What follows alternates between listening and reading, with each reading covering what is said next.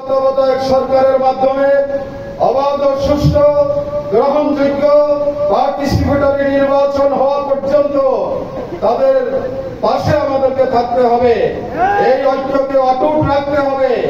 এই ঐক্যকে নস্যাৎ করতে পারে এই ধরনের কোন অপশক্তিকে আমরা কোন অবস্থাতেই বরদাস্ত করব না।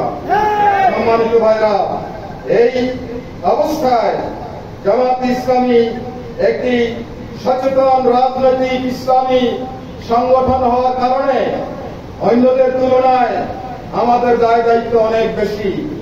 আমাদেরকে সবরের সাথে, ধৈর্যের সাথে, বুদ্ধিমত্তার সাথে বর্তমান ছাত্র জনতার ঐক্যকে অটুট রেখে আমাদেরকে দেশ গড়ার কাজে ভূমিকা পালন করতে হবে। আমরা এটা বিশ্বাস করি, বর্তমান যে পরিবর্তন এসেছে এটা একমাত্র পরিবর্তন নয়, সর্বশেষ পরিবর্তন নয়। এই পরিবর্তনটা হচ্ছে কাঙ্ক্ষিত পরিবর্তনের প্রথম ধাপ মাত্র।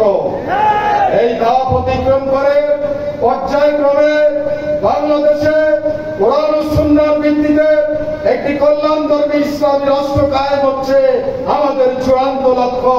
সেই লক্ষ্যে আমাদেরকে এগিয়ে যেতে হবে।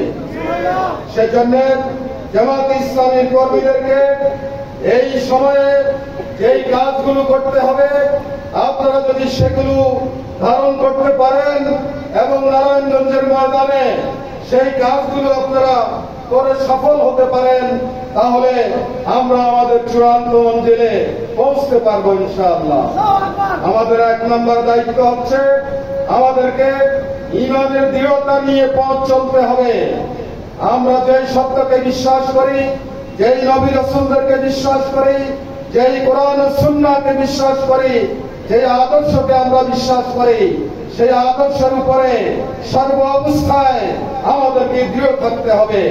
আল্লাহর কোরআন বলেছে, ইন্নাল্লাযীনা ক্বালু রাব্বুনাল্লাহু সুম্মা ইসতাকামু তাতানাজ্জালু আলাইহিমুল মালায়েকা, যারা আল্লাহকে রব হিসেবে স্বীকার করে তার উপরে সুদৃঢ় অবস্থান গ্রহণ করতে পারে, এই ধরনের দৃঢ় বিশ্বাসী ইমানদার জনপদকে আল্লাহ তাআলা ফেরেশতা দিয়ে সাহায্য করেন।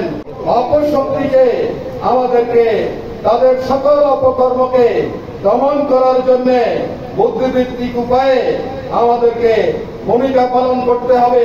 ছাত্র জনতার ঐক্যের মাধ্যমে সব ষড়যন্ত্রকে আমাদেরকে নস্যাৎ করে দিতে হবে।